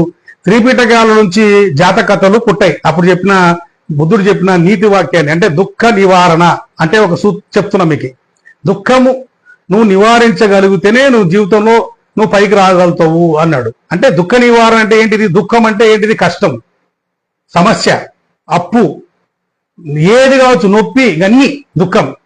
ఈ దుఃఖ నివారణ నువ్వు చేయించగలిగితేనే నీ జీవితంలో నువ్వు పైకి రాగలుగుతావు. కానీ నీ దుఃఖాన్ని ఎవడో వచ్చి తీర్చడు, నీ నొప్పిని నువ్వే భరించాలి అని చెప్పాడు. చూడండి ఎంత లాజికల్ గా ప్రశ్నలు. అంటే బుద్ధుడు ఆ విధంగా చెప్పుకుంటూ వస్తున్నప్పటికీ స్థానిక విశ్వాసకులు, ఇక్కడ స్థానిక బ్రాహ్మణులకు మింగుడు పడలే. ఆయన బుద్ధుడు ఈ యొక్క యజ్ఞ హోమాలు, అంటే ఊర్లో ఎలాంటి హోమాలు ఉండేటివి, ఈ యొక్క పెద్ద పెద్ద పెద్ద మొద్దులు వేసి పెద్ద గుంటలు తోగారంట. అప్పుడు పెద్ద గోయులు అవి, దాంట్లో పెద్ద పెద్ద దుంగలు దాంట్లో వాడేసి ఈ ఆవులని తీసుకొచ్చి దాంట్లో బతుకున్న ఆవులు దాంట్లో వాడేసేవాళ్ళంట. అంటే ప్రాణము చనిపోయినది చేస్తే అందరికీ అరిష్టం అంటది, చనిపోయినది చేస్తే మళ్ళీ దాని ఆత్మ ఎటో వెళ్ళిపోయింది. ఈ హోమంలో కలిసి ఆ ఊరికి, ఆ గ్రామాలకు చుట్టుపక్కల వర్షాలు కావచ్చు, శాంతి కావచ్చు జరుగుతాయని చెప్పేసి ఈ యజ్ఞాలను వీళ్ళు చేసేవాళ్ళంట. ఎప్పుడు ఆ స్థానిక ఎవరో కాదు, వాళ్ళు విదేశీయులు కాదు, మన దేశస్తులే, మన దేశం మూఢ విశ్వాసులు. ఇలాంటి శిష్టాన్ని బుద్ధుడు వ్యతిరేకిస్తూ వచ్చాడు. అయితే ఎక్కడ వ్యతిరేకత మొదలైంది? ఈ బ్రాహ్మణులు ఒక పక్క ఒక కంట కనిపెడుతూ, బ్రాహ్మణుడు కంట కనిపెడుతూనే బౌద్ధాన్ని ఎట్లా అవకాశం వస్తే ఎట్లా చేసుకుంటున్న క్రమంలో బుద్ధుడు చనిపోయిన తర్వాత అశోక చక్రవర్తి కాలంలో ఈ యొక్క స్థానిక బ్రాహ్మణులకు విపరీతమైన దెబ్బ పడిందని చెప్పాలి. విపరీతమైన దెబ్బ. ఎందుకంటే అశోకుడు ఒక రాజ్యానికి పరిమితం కాలేదు. ఇప్పుడు బుద్ధుడు కపిలవస్తు రాజ్యానికి నేపాల్లో ఉన్నప్పుడు ఉమ్మడి మగధర సామ్రాజ్యంలో వచ్చేది కపిలవస్తు. ఇప్పుడంటే నేపాల్ అయిందిలేండి. అంటే ఆయన ఒక రాజ్యానికి మాత్రమే రాజకుమారుడు. అశోకుడు అట్లా కాదు, అఖండ భారతాన్ని ఏలాడు. అఖండ భారతాన్ని మొత్తం తన గుప్పిట్లో తీసుకొచ్చిన తర్వాత బౌద్ధంలోకి మారాడు. ఆయన బౌద్ధంలోకి మారిన తర్వాత ఆయన రాసిన శాసనాలు మీరు చదివితే 14 శాసనాలు డీకోడ్ చేశారు. మన ప్రభుత్వం అంతంగా చేయలేదు మొత్తానికి. రాబో రోజుల్లో చేస్తారు, అది పక్కన పెడితే. ఎందుకంటే మన నరేంద్ర మోడీ పాలీ ప్రాకృత భాషలు కూడా ప్రాచీనమైనటివని మన క్యాబినెట్ లో ఓకే చేశారు. ఎందుకంటే ఇప్పుడు డీకోడ్ అవుతాయి అన్ని భాషలు. సో ఇక్కడ ఆయన చెప్పిన శాసనాల్లో ఎక్కడైనా సంబరాలకు, పండగలకు, దేనికైనా జంతు బలులు చేస్తే శిక్షార్హులు చెప్పాడు. అంటే గ్రామాలలో ఓ విధంగా చెప్పాలంటే మాంసాహారము నిషేధం జరిగింది. ఇప్పుడు మీకు చెప్తా కొంతమందికి విడ్డూరంగా కనపడుతుంది. యోగి ఆదిత్యనాథ్ అదే ఫాలో అవుతున్నాడు. అంటే కొంతవరకు అశోకుడు యొక్క పాలనని ఆయన ఫాలో అవుతున్నాడు. మనకు నేను ఉత్తరప్రదేశ్ లో తిరుగుతున్న క్రమంలో ఇది మీరు నెగిటివ్ పోకండి, అంటే మంచిగానే చెప్పాలి, అది చెడుగా చెప్పాలి. ఉత్తరప్రదేశ్ లో ఎక్కడైనా పండుగలు, పబ్బనాలు, సంబరాలు వస్తే ఒక్క హోటల్లో నాన్ వెజ్ దొరకదు. ఎక్కడ కూడా ఆవులను కానీ ఎద్దులను కానీ ఎక్కడ కొయ్యరు. ఆవులు తినొచ్చా, ఎద్దులు తినొచ్చా అని తర్వాత విషయం. అన్ని ఇక్కడ నుంచే ఆవులు ఎక్కువ ఎగుమతి అవుతున్నాయి, అది పక్కన పెడతాం. అంటే ఒక పండగల, పబ్బనాలకు, సంబరాలకు జంతు బలులు చేసే సిస్టము ఉత్తరప్రదేశ్ లో తగ్గింది అని చెప్తున్నా. అంతే. అశోకుడు ఆ కాలంలో ఒక ఫత్వా జారీ చేస్తే ఆ ఫత్వాలో నాశనం అయింది ఎవరంటే స్థానిక బ్రాహ్మణులు. పూర్తి ఉపాధి కోల్పోయే వాళ్ళు ఎట్లా అవుతారంటే డొక్కలు, డొమ్మరులు ఎట్లయితే అయ్యారో, అంటే జాతిలో వాళ్ళు పూర్తిగా హీనంగా మారిపోయారు. ఒకప్పుడు రాజులే వాళ్ళకి దాసోహమయ్యి, రాజులు రెడ్ కార్పెట్ పడిచి వాళ్లకు సన్మానాలు, సత్కారాలు చేసిన రాజ్యాలన్నీ స్థానిక బ్రాహ్మణులకు ఉపాధి కోల్పోయి వాళ్ళు లాస్ట్కి భిక్షాటన చేసుకునే స్థాయికి వచ్చారు అశోకుడి కాలంలో. వీళ్ళు ఇక్కడ ఈ దేశము బౌద్ధం పైన ద్వేషం పెంచుతూ వస్తున్న కాలంలో వాళ్ళకి పుష్యమిత్ర శృంగ, మనం చెప్పిన చరిత్ర ఏది అబద్ధం కాదు, కానీ పుష్యమిత్ర శృంగ ఈ యొక్క స్థానిక బ్రాహ్మణులకు సంబంధించిన వారసుడు అవుతాడు.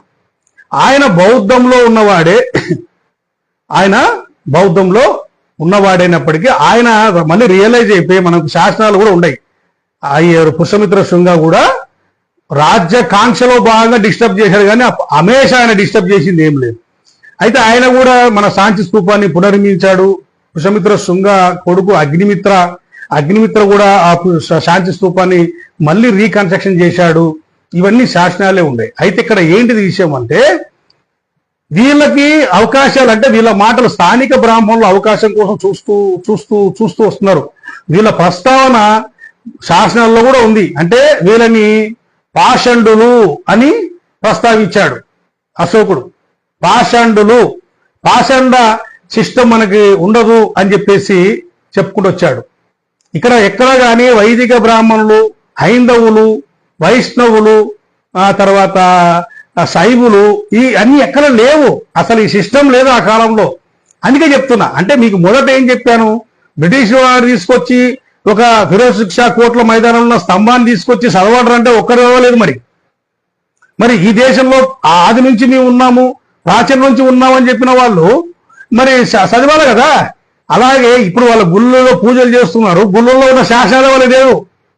వాళ్ళు ఊక వచ్చినారంటే ఎవడో నెత్తి ఎందో కట్టి ఎవడో జుట్టు, అంతే. వచ్చినాము, కూర్చున్నాము, అన్నామా, దక్షిణ పడిందా, జోలు వేసుకున్నామా, ప్రసాదాలు, సంభావనలు వచ్చాయా, సావుకి, మట్టికి, దినాలకు, పెళ్లిళ్లకు, పేరెంటాలకు, అంటే పుట్టిన బారసాల నుంచి సచ్చివాడు పిండం బ్రహ్మాండం మంటలేంత వరకు, వాళ్ళు పిండం పెట్టేంత వరకు వీళ్ళకి పరిపూర్ణమైన డ్యూటీ దొరికింది. అక్కడ ఆశ్రమం దొరికింది. ఇంతకన్నా ఏం కావాలి? ఆ శాసనాలతో ఏం పని వాళ్ళకి? శాసనాలతో ఏం పని? లోపల ఏం ఉంది వాళ్ళతో ఏం పని? ప్రజలు కూడా అట్లా వాళ్ళకి బానిసలు అయిపోయారు. సో ఇది పరిస్థితి. అయితే ఇక్కడ చరిత్రలో వాళ్ళు ఎక్కడ కనపడరు. ఇప్పుడున్న వైదికులు ఉంటే చరిత్రకారులు అవుతారు కదా, వాళ్ళు కాలేదు. స్థానిక బ్రాహ్మణులు మాత్రం చరిత్రకారులే. వాళ్ళే ఈరోజు గ్రామ దేవతలని ఇప్పుడు కూడా మనం చూస్తుంటే శ్రీశైలంలో ఆదివాసుల భాగం ఉంది. శ్రీశైలం పూజించే వాళ్ళు ఎవరు? ఆదివాసులే. అలాగే శ్రీకాళహస్తిలో ఆదివాసులే వాళ్ళ సిస్టమ్ అది. అలాగే వేములవాడ రాజన్న మందిరానికి రాజరాజేశ్వరి మందిరం, వాళ్ళ ఇంకోటి భీమేశ్వర ఆలయం ఉంది. ఇవన్నీ ఆ కాలంలో అక్కడ ఉన్న వాళ్ళకు కూడా ఆదివాసులకే సిస్టమ్ ఉంటుంది. ఇవన్నీ శివ ఆలయాలన్నీ నాటి చైత్య ఆలయాలు. అవన్నీ బ్రాహ్మణులు పూజారులు పూజలు చెయ్యరు. ఎందుకు చేయరు అనేది వాళ్ళకు తెలుస్తుంది. వాళ్ళు అది బౌద్ధానికి సంబంధించింది కాబట్టి మేము చేయమంటారు వైదికులు. వాళ్ళు కేవలం వాళ్ళు రాసుకున్న ఆక్రమించుకున్న మెయిన్ కథనాలకు సంబంధించిన విష్ణు బ్రహ్మ ఏదైతే జాతక కథల్లో ఉన్న నిర్మాణాలకు మాత్రమే వాళ్ళు పూజలు చేస్తారు. సో ఇలా ఆ కాలంలో అశోకుడి కాలంలో దెబ్బపడిన ఈ స్థానిక బ్రాహ్మణులు మెల్లిమెల్లిగా ఒక్కొక్క రాజ్యాలతో వనేసుకుంటూ వాళ్ళు చాలా ఏళ్ళు చేసుకుంటూ వచ్చి లాస్ట్కి ఏమైపోయిందంటే వాళ్ళు ఇట్లా కాదని చెప్పేసి వీళ్ళే రాజులని మోటివేట్ చేసుకున్నారు. అప్పుడే పుట్టింది మహాయానం. ఇవన్నీ మీకు చాలా పెద్ద సబ్జెక్ట్ ఇది. మహాయానము రాజులు అంటే బుద్ధునికి రూపం తీసుకొచ్చి ఇంకా ఏకంగా వీళ్ళు ఏం చేశారంటే ఉపాధి కోల్పోయిన స్థానిక బ్రాహ్మణులు బుద్ధుని రూపం తీసుకొచ్చి బుద్ధుడికి పూజలు చేసి బుద్ధుని దేవుని చేసేశారు. బుద్ధుని పేరు మీద 108 రూపాయలు తీసుకొచ్చారు. అవలోకితేశ్వరుడుగా పాత్ర తీసుకొచ్చి ఆయనకి 108 రూపాయలు తీసుకొచ్చారు. లాస్ట్కి గ్రామాలు ఎంత ఎందుకు మాకు ఇది సిస్టమ్ వద్దు అని చెప్పేసి బౌద్ధాన్ని వాళ్ళు దేవతలుగా మార్చారు. మహాయానము మన దేశంలో ప్రపంచంలో బౌద్ధం ఒక థేరవాద సిస్టమ్. 2000 సంవత్సరాల క్రితం ఉన్నది నిజమైన బౌద్ధము, ప్యూర్ బౌద్ధం. అంటే బౌద్ధంలో బుద్ధుడు అంటే నాట్ ఓన్లీ బుద్ధాస్ గురువులు ఉంటుంది అట్లా. కాబట్టి దాంట్లో గురువులను ఆరాధించుకునే ఒక సమాధుల కల్చర్. ధాతుగర్భ స్తూపాలు అంటారు. ఫస్ట్ ధాతుగర్భ స్తూపాలు సమాధులకు పూజ చేసేవాళ్ళు. తర్వాత ఉద్దేశపూర్వక స్తూపాలు అంటే అంటే ఒక గురువుని ఉద్దేశపూర్వకంగా రూపం చేసుకొని ఒక స్తూపం కట్టుకొని దాన్ని ఆరాధించుకునే వాళ్ళు. ఆ తర్వాత వాటిని చైత్య స్తూపాలు, శిల్పకారులు అశోకుడు వచ్చిన తర్వాత శిల్పాలు మన చేతుల్లోకి వచ్చిన తర్వాత తయారు చేసే విధానం. అమరావతి శిల్పకళ, గాంధార శిల్పకళ అశోకుడి కాలం రాలేదు. అమరావతి శిల్పకళ అశోకుడి కాలంలో ఉంది. ఆయన వచ్చిన తర్వాత చైత్య స్తూపాలు తెప్పించుకొని అక్కడే బుద్ధుడిని బౌద్ధాన్ని ఒక చైత్య రూపంగా వాళ్ళు భావించి, అశోకుడి కాలంలో శిల్పాలు ఉన్నాయి, శిల్పకారులు ఉన్నారు, కానీ బుద్ధుడికి రూపం తీసుకురాలేదు అశోకుడు. ఆయన కేవలము థేరవాద శిష్టాన్నే ఫాలో అయ్యాడు. అంటే బౌద్ధంలో రూపం లేదు, బుద్ధుడిని గౌరవించారు, బౌద్ధాన్ని ఒక మార్గం కిందని చూశారు. బౌద్ధ గురువులని దేవులతో పోల్చుకున్నాడు అశోకుడు. దేవనాం పియదసి అన్నాడు. దేవనాం పియదసి అంటే నేను దేవునికి ప్రీతి ప్రాప్తమైన వాణ్ణి. దేవ అంటే ఎవరు? భగవాన్. అంటే దేవ అంటే ఆ కాలంలో గొప్ప వాళ్ళని దేవుడు దేవా అని పిలిచేవారు. భగవాన్ అంటే ఏంటిది? బగ్గ ప్లస్ వాన్ అంటే బగ్గమైన నీలోన తుచ్చమైన నీచమైన లేకపోతే దుర్భరమైన లేకపోతే స్వార్థము అన్ని నీ బగ్గ కోరికలన్నీ వారించేవాడు భగవాన్. ఆయనని భగవాన్తో పోల్చారు. దేవా అంటే అదే వస్తుంది. కాబట్టి దేవనాం ప్రియదర్శి, నేను దేవుళ్లకు అంటే గురువులకు ప్రియమైన వాడిని అని చెప్పుకున్నాడు. ఇది ఈ సిస్టమ్. ఇలా ఉన్న కాలంలో వీళ్ళు ఏం చేసే స్థానిక బ్రాహ్మణులు రూట్ మార్చుకున్నారు. బౌద్ధాన్ని ఇట్లా కాదని చెప్పేసి రాజులతోని మహాయానం తీసుకొచ్చారు. అప్పటికే బౌద్ధ భిక్షులు మహాయానాన్ని పూర్తి స్థాయిలో వ్యతిరేకించారు. బుద్ధుడికి రూపం తేవడం ఏంటిది? పూజించడం ఏంటిది? ఇది బౌద్ధంలో లేదు కదా, ఈ సిస్టమ్ మాకెందుకు అని చెప్పేసి వాళ్ళు థేరవాద బౌద్ధ భిక్షులు ఇప్పటికీ ఉన్నారు. థేరవాద దేశాలు ఉన్నాయి. తర్వాత మహాయానాన్ని ఫాలో అయ్యే బౌద్ధం కొత్త పుంతలు స్టార్ట్ అయింది. తర్వాత 5-6 శతాబ్దాలకి పూర్తి మహిమలు మాయలు గల వజ్రయానం మొదలైంది. జాతక కథలలో అప్పట్లో చెప్పిన నీతి కథలన్నీ జాతక కథలన్నీ మందిరాలుగా నిర్మించి దేవి దేవతలకు పూజలు చేయడం మొదలుపెట్టారు. సో ఇవన్నీ స్థానిక బ్రాహ్మణులు వాళ్ళు ఉపాధి కోల్పోయి ఈ యొక్క దేవీ దేవతలని మొదలుపెట్ట బుద్ధున్నే దేవునిగా చేసుకున్నారు. ఇదంతా జరుగుతున్న క్రమంలో అయినా కూడా బౌద్ధ భిక్షువులకి స్థానిక బ్రాహ్మణులకు ఒక విధమైన పోరాటము. అయితే ఈ స్థానిక బ్రాహ్మణులకు ఏ బాధ, ఎంత చేసినా కూడా ఆ మందిరాలలో వీళ్ళు బుద్ధుని దేవుని చేసినా కూడా ఆచార సాంప్రదాయాలు మొత్తం బౌద్ధాన్నే ఉండేటివి. ఇలా అది మింగుడు పడేది కాదు వాళ్ళకి. ఎందుకు ఇక్కడ వాళ్ళకి వ్యత్యాసం ఉందంటే ఒక మనసులో బాధ. మేము ఇంత మార్చినా బౌద్ధాన్ని ఒక భక్తిగా మార్చిమి, దేవుళ్ళగా మార్చిమి, మంత్రులు మాహిమలు మాయలు గ్రామ దేవతలతో సమానంగా మేము తీసుకొచ్చినా కూడా మాకి ఈడ ఏం చేయాలి? త్రిశరణాలు, పంచశీల, అష్టాంగ మార్గాలే మళ్ళీ వల్లించాలి, బౌద్ధమే చెప్పాలి. ఇది వాళ్ళకి నచ్చాలి. దీన్ని ఎట్టనా సరే దీన్ని చేసుకోవాలనే క్రమంలో రెండు పిల్లులు కొట్లాడుతుంటే మననే ఓ పోస్ట్ పెట్టా, రెండు పిల్లులు కొట్లాడుతుంటే ఒక కోతి ఎట్లొచ్చి గుంజుకు వెళ్ళిందో. బౌద్ధాన్ని మధ్యన పెట్టి బౌద్ధ విగ్రహాల మీద, బౌద్ధ మందిరాల పైన ఈ యొక్క స్థానిక విశ్వాసకులు ఏం చేశారంటే బౌద్ధం చంపడానికి, బౌద్ధాన్ని అంతం చేయడానికే రాజ్యవంశాలు పుట్టాయంటే నమ్ముతారా మీరు? కాలాకూటమ వంశాలు, చాళుక్య చోళులు, చాలా మంది 10-12 శతాబ్దాల కాలంలో ఉన్న ఎవరైతే ఈ చాళుక్యులు వజ్రయానాన్ని పుట్టించారు, బాదామి చాళుక్యులు, పులకేశి వాళ్ళ పూర్వీకులు అంతా వజ్రయానాన్ని పుట్టిస్తే అదే వంశంలో వచ్చిన చివరి రాజులు బౌద్ధాన్ని అంతం చేశారు. ఎవరితో అంటే వీళ్ళు ఇలా ఉండే సమయంలో అక్కడ ఖురాన్ మొదలయ్యి పర్షియన్ దేశంలో ఖురాన్ ఎక్కడ మొదలై అరబిక్ కంట్రీలో ఖురాన్ మొదలయ్యి అది 8వ శతాబ్దం నాటికి ఇరాన్కి వచ్చి, ఇరాన్ దేశంలో ఖురాన్ నమ్ముతారా జొరాస్ట్రియన్ అని అడిగారు. ఖురాన్ నమ్మే పని అయితే ఉండండి, లేదంటే హై నై ఉంటారా, దెంగేస్తారా, సారీ వెళ్ళిపోతారా, బూత్ వచ్చింది. అయితే అంటే వాళ్ళు చాలా మంది లక్షల మంది మన దేశానికి వచ్చారు. అందులో 32 కుటుంబాలు అవస్థ గ్రంథ రచయితలు, లేకుంటే వాళ్ళు అప్పుడు కూడా అజుర మజ్దా అనే ఒక దేవుని నమ్మేవాళ్ళు. జొరాస్ట్రియన్ లో ఒక విశ్వాసం ఉంది. అజుర మజ్దా అంటే ఇప్పుడున్న విష్ణువునే అజుర మజ్దా అంటారు వాళ్ళు. ఈ అజుర మజ్దా సిస్టమ్ ని ఫాలో అయ్యే జాతి మన దేశంలోకి ఎంటర్ అయిపోయి ఇక్కడ చూసుకోండి లఘు బగు, అరే ఈడేదో మన బతునికి ఏదో మార్గం ఎంచుకోవాలనుకున్నప్పుడు ఈడ బౌద్ధానికి స్థానిక బ్రాహ్మణులకు ఒక విధమైన అంతర్యుద్ధం నడుస్తుంది. బయటపడుతులేరు. కానీ అది గమనించి ఫస్ట్ ఈ బౌద్ధాన్ని వ్యతిరేకత ఉన్న రాజుల దగ్గరికి సామంత రాజులుగా వెళ్ళారు. వీళ్ళు సామంత కవులుగా, ఆస్థాన కవులుగా వెళ్ళి అక్కడ వాళ్ళు వాళ్ళ రాజరహస్యాలు అన్ని కనుక్కొని వాళ్ళ వారసులు పిలిపించి ఫస్ట్ వాళ్ళ రాజ్యాలను ఆక్రమించుకున్నారు. మీరు చూస్తే పద్మావతి సినిమా చూస్తే మీకు అర్థమవుతుంది. ఆ సినిమాలో మీకు ఎగ్జాంపుల్ అంటే అర్థం కావాలని చెప్తా పరిభాషలు, అంతేగానే జరిగింది అది మీరు అది అదే ఐడెంటిటీ అదే సింబాల్ తీసుకొని చెప్పడం కాదు. మీకు ఒక ఎగ్జాంపుల్, పద్మావతి సినిమాలో వాళ్ళిద్దరు భార్యాభర్తలు రొమాన్స్ చేస్తుంటే పూజారి చూస్తాడు అనేది తప్పది కాదు. వాస్తవానికి ఆ రాజ్యాన్ని మహమ్మద్ ఢిల్లీ సుల్తాన్లోకి అప్పగ చెప్పడానికి వేసిన పన్నాగం అది. అడెవరో కాదు, వాళ్ళది అక్కడ వాడే వచ్చి వాళ్ళని పిలిపించి దండయాత్ర అంటే లోపాలన్నీ రహస్యాలన్నీ తెలుసుకొని ఫస్ట్ రాజ్యాలను ఆక్రమించుకుంటారు. ఎవరు? పర్షియన్ రాజ్యం ఆక్రమించుకున్న తర్వాత స్థానిక రాజులను ఆక్రమించుకున్న తర్వాత ఇంకా నెక్స్ట్ మార్గం ఏంది? జ్ఞానం, బౌద్ధాన్ని దెబ్బతీయాలంటే ఏం చేయాలా? ఈ యూనివర్సిటీల మీద, విద్యా వ్యవస్థల మీద దాడులు చేయాల. తర్వాత నలంద, తక్షశిల యూనివర్సిటీల మీద దాడులు చేపించి దాన్ని మూతలేయించారు. తర్వాత మెల్లిగా ఈ యొక్క రాజులని, బౌద్ధ రాజులను మెల్లిమెల్లిగా ఆక్రమించుకుంటూ లాస్ట్కి అది 14వ శతాబ్దము 15వ శతాబ్దం వచ్చేసరికి పూర్తిగా మొఘల్ చక్రవర్తుల రాజ్యంగా అయిపోయింది. మీకు ఇంత డౌట్ ఉంటే నిజమైన బ్రాహ్మణులు, ఇప్పుడు దేశం మీద ప్రేమ ఉన్నవాడైతే స్థానిక బ్రాహ్మణుడైతే, స్థానిక బ్రాహ్మణులు ఏం చేశారు? వీళ్ళు ఇంత కోరుకొని వాళ్ళని రప్పించుకొని స్థానిక బ్రాహ్మణులు మోసపోయినారని చెప్పాలి.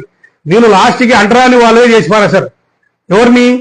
ఈ స్థానిక విశ్వాసాలు, గ్రామ దేవతలకి, ఆ అమ్మతల కల్చర్కి, జానపద కల్చర్కి మాకు రూపం వచ్చింది కదా, మాకు సేఫ్టీ కదా అనుకుంటే వీళ్ళు వైదికులు ఎవరైతే వచ్చిన విదేశీ పర్షియన్లు వీళ్ళని అంటరాని వాళ్ళగా చేసే దూరంబ మీరు ఊరు పెట్టుకోండి, పొలిమేర దేవతలుగా ప్రకటించుకోండి. మీరు ఊర్లోకి ఎందుకు గ్రామ దేవతలు తీయండి, శిల్పాలు తీయండి. అక్కడ గ్రామ దేవతలకి ఊర్లోకి శివుడు మందిరాలు తీసేసి రాముడు మందిరాలు పెట్టండి, అంటే చేతస్తూపాలు తీసి రామ విగ్రహాలు పెట్టండి, విష్ణు విగ్రహాలు పెట్టండి అనేది వచ్చింది. అంటే గ్రామాల్లో ఉన్న దేవి దేవతలు పొలిమేర దేవతలు అయ్యారు. వాళ్ళు అక్కడ మోసపోయారు. స్థానిక రాజులు బౌద్ధాన్ని అందించి మేము పూర్తిగా మనది ఈ యొక్క స్థానిక సాంప్రదాయాలే వస్తాయి కదా అనుకుంటే ఈ వైదిక ఇక్కడ వచ్చిన వాళ్ళు పర్షియన్లు మొత్తం రాజ్యాలు పోగొట్టుకున్నారు. అంటే ఈ స్థానిక రాజులు వీళ్ళ దెబ్బకి రాజ్యాలు పోగొట్టుకొని లాస్ట్కి చావును తప్పి కనులొట్టబోయినట్టు పారిపోయిన వాళ్ళు పారిపోయినారు. ఆ పారిపోయిన ఎదిరించిన వాళ్ళే ఈరోజు ఊరుబేట మాలామాదిగలుగా పనిచేస్తున్నారు.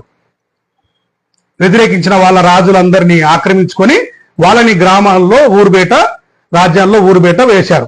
అది పరిస్థితి. అయితే ఇక్కడ సబ్జెక్టులో ఏంటిదంటే మీరు ఇదేంటన్నా నువ్వు బురక చెప్పిన చెప్తున్నావు, ఏదైనా చెప్తే లాజిక్ ఉండాలి కదా అనేది మైన్గా మాట్లాడుకోవాల్సిందే. నేనే చెప్తున్నా, నిజంగా స్థానిక రాజులైతే, స్థానిక బ్రాహ్మణులు అయితే ఈ పని చేస్తారా? బాబర్ను, అక్బర్ని పురాణ పురుషులుగా భవిష్య పురాణంలో వాళ్ళు అంతకుముందుకు ఒక బ్రాహ్మణుడు ఆయన వీళ్ళు అబ్బరు బాబరులు ఇద్దరు అంతకుముందు బ్రాహ్మణ సంతతి అంట. వీళ్ళు పురాణ పురుషులు అంట, అవతార పురుషులు అంట వీళ్ళు. మళ్ళీ ఇప్పుడు ఈ అవతారం అంటే దశ అవతారాల్లో కూడా వీళ్ళని చేర్చారు. ఎవరిని? అల్లా ఉపనిషత్తులు ఎవరైనా రాస్తారా? మీరు ఒకసారి ఆలోచించండి. అంటే వీళ్ళు వాళ్ళకి వీళ్ళ కమిట్మెంట్ లేకపోతే భవిష్య పురాణములో వీళ్ళ పాత్రలు ఎందుకు వస్తాయి? తర్వాత అల్లా ఉపనిషత్తులు ఎందుకు వస్తాయి? ఒక్కసారి తర్వాత ఈ భవిష్య పురాణంలో తర్వాత ఈమె ఎవరు? ఎలిజబెత్ సారీ విక్టోరియా మహారాణి పేరు కూడా ఉంది. అది తర్వాత విషయం. తర్వాత అంటే వీళ్ళు ఇంకా వచ్చిన వాళ్ళందరినీ కాగబట్టడం మొదలుపెట్టారు. ఎవరు వస్తే వాళ్ళకి జై కొట్టడమే. ఎందుకంటే వీళ్ళ ఊరు కాదు, వీళ్ళ సొంత ప్రాంతం కాదు, బయట ప్రాంతం. మనం వీళ్ళ కాపాడుకోవాలి. ఎవడు వస్తే వాడు ఎవడు కొంచెం బలంగా రా నువ్వు మా ఊడు కదా నీకు పేరు రాస్తారా? నీ పేరు చెన్నకేశవ. చెన్నకేశవ ఆలయాలలో నీవే పో, ఆ మందిరాలలో నీ పేరు పెట్టినా పో. అట్లా కోదండడా, నా పేరు కోదండరాయుడు. కోదండరాయుడా, నీవు కోదండరాముడు ఆలయాలు నీవే పో. అంటే వీళ్ళని ఎవడైతే బలంగా ప్రశ్నించిన వాళ్ళందరినీ ఫస్ట్ వాళ్ళు ఏం చేశారంటే అందరు ధృతరాష్ట్ర కవుల టైపు కవిలించుకోవడం పిసికేయడం. ఇట్లా వీళ్ళు స్థానిక బ్రాహ్మణులు ఆనాడు బౌద్ధము పోరాటం చేస్తే స్థానిక బ్రాహ్మణులు అర్థం చేసుకున్న వాళ్ళు అర్థం చేసుకున్న వాళ్ళు ఎక్కడైనా వ్యతిరేకత ఉంటుంది. ఈ వ్యతిరేక కూటములు, వ్యతిరేక రాజ్యాలు చివరికి పర్షియన్ వాళ్ళ మాయమాటల్లో నమ్మి మన దేశంలోకి విదేశాలు రావడానికి కారకులు అయ్యారు, బౌద్ధాన్ని చంపేశారు. అలాగే వాళ్ళు కూడా అంటరాని వాళ్ళు అయ్యారు. ఈరోజు ఈ గ్రామ దేవతలు ఆనాడు గ్రామ దేవతలు పూజ చేసిన వాళ్ళు వైభవంగా వాళ్ళు రాజులు వాళ్ళకి పట్టం కట్టారు. కానీ ఈరోజు వాళ్ళు ఊరు బయట పొలిమేర దేవత పూజారులు అయ్యారు. అంటే వాళ్ళ పూర్వీకుల గురించి చెప్తున్నా, ఇప్పుడు కాదు. వాళ్ళ పూర్వీకులు అట్లా తయారయ్యారు. అయితే వీళ్ళు ఇప్పుడున్న వైదికులకి చెప్తున్నా కదా, ఇప్పుడున్న వైదికులు కావచ్చు, వైష్ణవులు కావచ్చు, హిందువులు కావచ్చు, శైవులు కావచ్చు, ఇవన్నీ అంటే బౌద్ధాన్ని 5 శాఖలుగా విభజించుకున్నారు. ఎప్పుడైతే మొఘల్ చక్రవర్తుల కాలంలోనే శైవం అంటే శివుడు, విష్ణువు, సూర్య, స్కంద, శక్తి, శాక్తేయం 5 శాఖలుగా విభజించుకొని 5 శాఖల్ని వాళ్ళు డిఫరెంట్గా అంటే స్త్రీమూర్తి విగ్రహాలు, మందిరాలన్నీ ఒకటి ఇట్లా అన్ని ప్రకటించుకొని బ్రిటిష్ వాడి కాలంలో అన్ని క్లియర్. మనకి యునెస్కో ఏం చెప్తుంది? 1464లో ఇక్కడ వీళ్ళకు ఒక శాసనం దొరికింది, వాళ్ళకు అప్పుడే రాసుకున్నారనేది ఒక మాట వస్తుంది.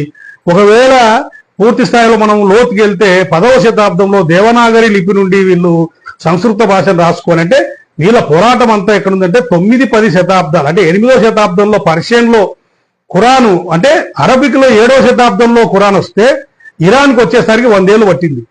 ఇరాన్లో ఖురాన్ బలపడేసరికి అప్పటికున్న జొరాస్ట్రియన్ మాట మీరు బాగా గమనించండి. ఇరాన్లో ఉన్నది స్థానిక జొరాస్ట్రియన్ భాష మాట్లాడతారు. కానీ అధికారిక భాష ఇది దాన్ని అరబిక్నా లేకపోతే ఇంకోటి ఉర్దూ అనుకుంటా, వేరే అంటే ఆ భాష అంటే అరబిక్ సంబంధించిన సబ్ లాంగ్వేజ్ అది ఉర్దూ. కానీ ఆ జొరాస్ట్రియన్ లాంగ్వేజ్ వేరు. వాళ్ళు స్థానిక భాష జొరాస్ట్రియన్ భాష. వాళ్ళ పేర్లు కూడా మీరు చూస్తే మన హిందువుల పేరు టైప్నే ఉంటాయి మ్యాక్సిమం జొరాస్ట్రియన్లకి. సో ఇక్కడ ఈ జొరాస్ట్రియన్లు అక్కడి నుంచి ఇక్కడికి వచ్చి ఇక్కడ ఈ దేశంలో ఒక బలమైన ఒక మార్గాన్ని ఎన్నుకున్నారు. వాళ్ళే వైదిక బ్రాహ్మణులుగా ముద్రపడ్డారు. ఇది మిత్రులరా స్థానిక బ్రాహ్మణులకి విదేశీ బ్రాహ్మణులకు ఉన్న వ్యత్యాసం. స్థానిక బ్రాహ్మణులు ఈ దేశంలో మూలవాసులు, వాళ్ళు అంటరాని బ్రాహ్మణులు అయ్యారు. ఈ దేశానికి జ్ఞానం నేర్పిన బౌద్ధ భిక్షులు తలలు నరకబడి తలలు పగలగొట్టుకొని విదేశాలకు పారిపోయారు. చంపుతుంటే వేరే దారులు లేక లాస్ట్కి వాళ్ళు సిద్ధులుగా మారిపోయారు. ఈరోజు మనం 80 మంది సిద్ధులు, గోరఖనాథ సిద్ధులు కావచ్చు, మనం అంతా బౌద్ధ భిక్షులు వేరే పారిపోలేక బౌద్ధాన్ని చంపుకోలేక బుద్ధుని ఒక మహాదేవుతో పోలుస్తూ సిద్ధులుగా మారిపోయారు. అంటే వాళ్ళు చిలువలు అయిపోయారు. బౌద్ధం అంతా చిలువలు అయిపోయి ఆ రోజు ప్రతి గ్రామంలో విద్యా వైద్యం నేర్పిన బౌద్ధ ఆరామాలన్నీ లంజ దిబ్బలయ్యాయి, దొమ్మ దిబ్బలయ్యాయి, సాని దిబ్బలయ్యాయి అంటే లెక్కేసుకోండి. సో ఇక్కడ మన దేశం పైన ఒక విధమైన సాంస్కృతికమైన విప్లవ దాడి జరిగింది, ఒక విధమైన మత దాడి జరిగింది అనేది మనము గుర్తించుకోవాలి. మనం దీని నుంచి బయటపడాలంటే ఖచ్చితంగా మళ్ళా స్థానిక విశ్వాసాలతో పాటు బౌద్ధం లేచి కూర్చోవాలి. మళ్ళీ మనం ఎట్లయితే అప్పుడు కలిసిమెలిసి బౌద్ధానికి ఇచ్చే విలువ ప్రయారిటీ, బౌద్ధం జ్ఞానం, వైద్యం, ఆహారాన్ని ఎట్లా ఇస్తూనే ఇప్పుడు స్థానిక ఇప్పటికి కూడా మీరు గమనించండి, మనము మన రక్తంలో మనం పెనవేసుకున్న కొన్ని అంశాలు మీకు చెప్తాను, ఇది చెప్పి ముగిస్తాను. మనం ఇప్పుడు ఒక పెళ్లి సంబంధం చూసుకుంటే ఫస్ట్ పప్పన్నం తింటాం, తర్వాత లగ్నపత్ర అది ముహూర్తం చూసుకుంటాం, చూసుకున్న తర్వాత పెళ్లి ఫిక్స్ అయిన తర్వాత ప్రతి ఒక్కరు చూడండి, బాగా హిందువులారా మీరు గమనించండి, మీ ఇంటి దేవత ఏదైతే ఎల్లమ్మనో, మారెమ్మనో, శుంకులమ్మనో, పోచమ్మనో, నల్లపోచమ్మనో రకరకాల దేవి దేవతలు ఉంటారు. మన పూర్వీక దేవతలు, మన కుల దేవత కాదు, మన జాతి దేవతలు, కులాలు లేవు అప్పుడు. వాళ్ళు మన వంశ దేవతలకి వెళ్ళి పొటేలిని కోసి దేవునికి సమర్పించి అందరిని బంధువులలో పిలిపించి పూజలు చేసిన తర్వాతనే మనం పెళ్లి చేసుకుంటాం. ఆంధ్రలో శాకాహార పెళ్లిళ్ళు చేసుకుంటారు, నా తెలంగాణలో మాంసాహార పెళ్లి. కానీ ఆంధ్రలో కూడా ఫస్ట్ నా మాంసాహారం దేవి దేవతలకు సమర్పించిన తర్వాతనే అక్కడ పెళ్లి జరుగుతుంది. అదొక పాయింట్ గుర్తుపెట్టుకోండి. ఇది మన ప్రాచీనమైన సాంప్రదాయం. ఇప్పటికి కూడా జాతరలు ఇప్పటి గ్రామాల్లో జరుగుతూనే ఉన్నాయి. గ్రామ దేవతలకు బలిచ్చే సాంప్రదాయం ఇప్పటికి ఉంది. దున్నపోతులను బలిచ్చేది మీరు గమనిస్తే ఖచ్చితంగా అది మన పూర్వ కల్చర్, బౌద్ధం దాన్ని వ్యతిరేకించింది. అలాగే ఇప్పటికి కూడా మనిషి చనిపోయిన రోజు కోడిని కోస్తారు, 5వ రోజును మళ్ళీ ఒక ఏటను కోస్తారు, 11వ రోజున ఒక ఏటను కోస్తారు. ఇది మాంసాహార సిద్ధం. వీళ్ళు నామదారులు అంటారు. తిరుమందారులు అంటే స్వీట్ తినేవాళ్ళు. వాళ్ళు ఎవరు తిరుమందారులు అంటే బౌద్ధ ఫాలోవర్స్. అంటే బుద్ధుడు మహాపరినిర్యాణం చెందిన విధంగా ఒడ్డు పక్కల వండబెడతారు. మీరు బాగా చూస్తే అంటే ఒక చోట బోర్లో వండబెడతారు చనిపోయిన శవాన్ని. అంటే మహాపరినిర్యాణం అంటే వాళ్ళు స్వీట్లతోనే చేస్తారు. చనిపోయిన రోజు కానీ 11వ దినం కానీ 5వ దినం కానీ భక్ష్యాలు స్వీట్లు చేసి చేసుకుంటారు. తిరుమందారులు, నామదారులు అంటారంటే మన దేశ చరిత్ర చూస్తే మాంసాహారానికి శాకాహారానికి జరిగిన పోరాటము, జ్ఞానానికి అజ్ఞానానికి జరిగిన పోరాటము, ఈ 2 పోరాటాలు మమేకమై కలిసిమెలిసి రాజ్యాలని, మహాజనపదాలని స్థాపించాయి, డెవలప్ 16 యూనివర్సిటీలు నిర్మించాయి, విదేశీయులు వచ్చి చదువుకునే జ్ఞానవంతమైన మార్గాన్ని కేవలము ఒక స్వార్థంతో చేసిన విదేశీయులకు అవకాశం ఇచ్చి మన వాళ్ళు పొసుక్కున వాళ్ళ చేతుల్లోకి వెళ్ళిపోయారు. ఈరోజు ఆడికి గుళ్ళో శాసనాలు ఏంటో తెలియదు, గుడి పేరు విగ్రహాలు ఏంటో తెలియదు. చాలా మందిరాల్లో అడుగుతుంటాను, అయ్యా ఈ విగ్రహం పేరు ఏం పేరు అంటే వీరభద్రుడు స్వామి, చెన్నకేశ్వర స్వామి, తర్వాత వచ్చి కాలభైరవుడు స్వామి. కాలభైరవుడు స్టోరీ చెప్పు స్వామి అంటే అదే శివుడు భార్య చనిపోయిన తర్వాత కోపంతో శివుడు ఒక ఆర్డర్ చేస్తాడు. అదే స్టోరీ అడవైన కాలభైరవుని చెప్పేది. అదే స్టోరీ. కాలభైరవులు ఎవరు అంటే వాళ్ళు సైనిక అధికారులు. వీళ్ళు చెప్పేది ఏంటి, శివుడు బ్రహ్మను వేయి తల నరికి తీసుకురాపో అని ఒకటి కథ చెప్తారు. తర్వాత వాళ్ళ మామ తన భార్యని అవమానిస్తే భార్య చనిపోతుంది, అగ్నిలో దూకి చనిపోతే ఆమెని శవాన్ని తీసుకొని శివుడు అట్టే ఆహారాలు చేస్తూ కాలభైరవునికి పోయి వాళ్ళ మామని జబ్రాపని చెప్పేసి ఆర్డర్ ఇస్తాడు. అంటే శివుడి యొక్క కాపల కుక్కతో పోల్చాడు కాలభైరవుని. ఇంకా అంతే వాళ్ళకి. అయితే స్వామి నువ్వు చెప్పినది ఏమన్నా శాసనం ఉందంటే ఏమో స్వామి అది మాకేం తెలుస్తుంది, ఇంకా పూర్వీకులు చూడబ్బా మాకేం తెలుస్తుంది స్వామి అని బొరుగిస్తారు. కాబట్టి ఇక్కడ వాళ్ళు ఇప్పుడు మనం పోతే ఇక్కడ అది పేరు తక్కువ గుర్తురాదు నాకు, భైరవ కోనలో కాలభైరవ ట్రైనింగ్ సెంటర్ ఉంది అక్కడ. వీళ్ళు కాలభైరవుల్లో మీరు భగధీర సినిమాలు చూస్తే 30 ఏళ్ళకే చంపేస్తారు. యాక్చువల్ అంటే దానికి రాజమౌళి ఏదో పెట్టాడు, గ్రహణం వస్తుంది, ఆ వయసు అప్పటికే చచ్చిపోతాడు అనేది పెడతారు. కానీ వాస్తవానికి కాలభైరవుల వయసు 30 సంవత్సరాలే. వాళ్ళు సైనిక అధికారులుగా ఉండి రాజ్యం కోసం పనిచేయాలి. 30 ఏళ్లకు చంపే సిస్టమ్ ఉంటే దాన్ని రద్దు చేశారు. తర్వాత కాలంలో పల్లవుల కాలంలో రద్దు అయింది. అంత ముందుకు చాలా దుర్మార్గంగా చంపేసేవాళ్ళు. సో ఇలా గ్రామ దేవత రాజులు పరిపాలించేసి, అంటే బౌద్ధంలో కాదు ఇది, స్థానిక విశ్వాసరాజుల్లో కాలభైరవులు ఉండేవాళ్ళు. కాలభైరవు సైనిక అధికారులు వాళ్ళకి 16 విద్యలు వచ్చు. 16 విద్యలు అంటే కళ్ళు మూసుకొని కూడా టార్గెట్ రీచ్ అయ్యే యోధులలో. వాళ్ళ కోసం కూడా మందిరాలు స్థానిక రాజులు నిర్మించారు. బౌద్ధాన్ని ఒక పక్క బౌద్ధం, ప్రతి దాంట్లో బౌద్ధం ఉంటుంది. అంటే మిక్స్డ్ సాంప్రదాయాలు కలగలిసి మన భారతదేశం ఎంత వెలిగిందంటే, అలాంటి భారతదేశాన్ని ఎవడో ఎక్కడో పర్షియన్లు వచ్చి ఆక్రమించుకొని పర్షియన్ దేశంలో మన దేశం మునిగిపోయింది మిత్రులారా. ఇది స్థానిక బ్రాహ్మణులకు విదేశీ బ్రాహ్మణులకు ఉన్న వ్యత్యాసము. ఈ వీడియోలో మీ యొక్క అభిప్రాయాలు కామెంట్స్ అన్ని పెట్టండి. నేను వీలైతే మీకు కామెంట్లు చదివి రిప్లై ఇస్తాను, లేదంటే మళ్ళీ దాని మీద ఇంకోసారి లైవ్ ఇస్తాను. థ్యాంక్ యూ మిత్రులారా. నమో బుద్ధాయ్.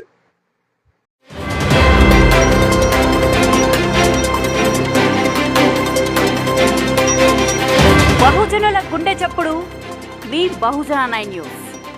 బోధించు, సమీకరించు, పోరాడు.